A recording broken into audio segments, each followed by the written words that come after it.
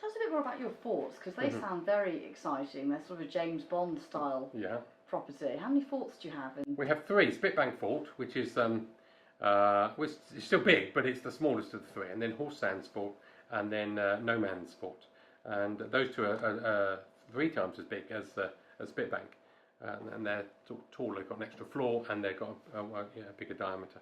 So yeah, they're in the middle of the sea between Portsmouth and the Isle of Wight, and they've been there for 150 years, and they're not going anywhere. Made of granite. I can't believe how they were built all those time ago, but they were built to defend us from the French, and they've got their own well that goes through the sea water, through the seabed, and into an underground freshwater river.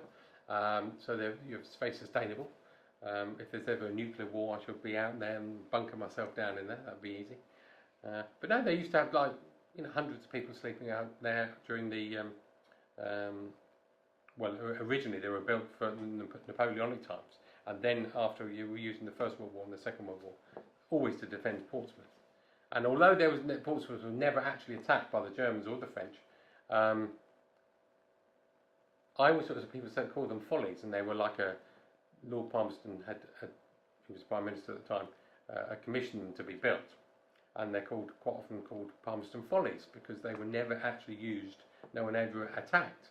But I sort of always say, well, I think they were never attacked because they were there. That's they do their research and they think, well, we better not go there. They've got those bloody forts there, so maybe they were successful. And out of all the properties that you've got, all the amazing venues, where have you seen the biggest successes? Because you've said in business and in property there's been success and there's failures. Where have you seen the biggest successes that you weren't necessarily anticipating? We do have some surprise wins sometimes. So just an office block in Slough, and it's let to a fairly big company, and had a yield, and had a break clause in it, everything was fine. And then suddenly, we got planning permission for it to be an apart hotel, one of these trendy new things that not quite apartments, not quite hotels, and we sold it. We didn't do the conversion, but we sold it, as an apart hotel. And sometimes you get like a planning win. So the farm around Stanbrook Abbey was on a lifetime tenancy to a farmer, so it wasn't worth a lot because you can't actually have the occupation of the farm around it. But we bought it because it was up for auction for a relatively modest amount of money for what people would think for a farmhouse, and quite a number of acres. But then eventually the guy that's got this lifetime tenancy, not that I would wish it, but it's not maybe been that successful, and there's an opportunity of now having that, and then we can get some planning. We now want to put a 9-hole golf course on there to add on to the thing. So sometimes you've got to be speculative, and that might not have happened, but sometimes you can get a win. I know there's a few friends that buy greenbelt land that you think would never get planning permission, and 4 out of 5 you can't, but you still own the land. You can sell it for the price you bought it for. Maybe it does go up in value, maybe inflation, but maybe 1 out of 5 you can get a planning win for some particular reason if it's got a road access or whatever. So yeah, you've got to be a bit speculative sometimes to make some money on that. And are you always looking to add value? Is that whenever you take on a property, you're always sort of seeing if there's a planning angle where you can kind of build in some additional capital? Well, it's either got to be good value because it's like the monastery was empty for a long time and no one knew what to do with it. There's no new schools really, private schools being built, so it's got a huge great chapel. You think, well, what could this building be used for?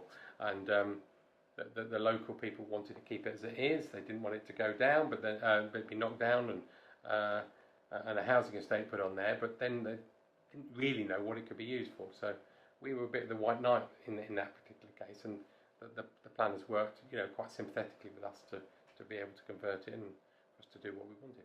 The actual forts aren't grade.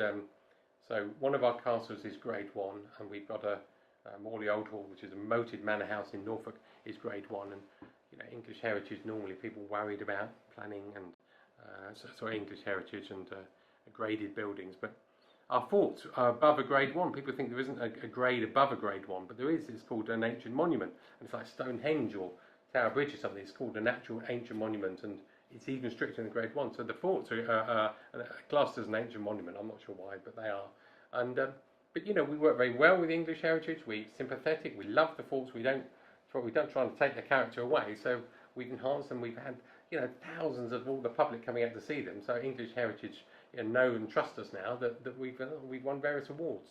So I've sort of always wondered why people, you know, if you're going to trash a graded building, then obviously you're going to come a cropper with English heritage. But if you love your graded buildings, you love the character and history of it, you normally can find a way through most things with them.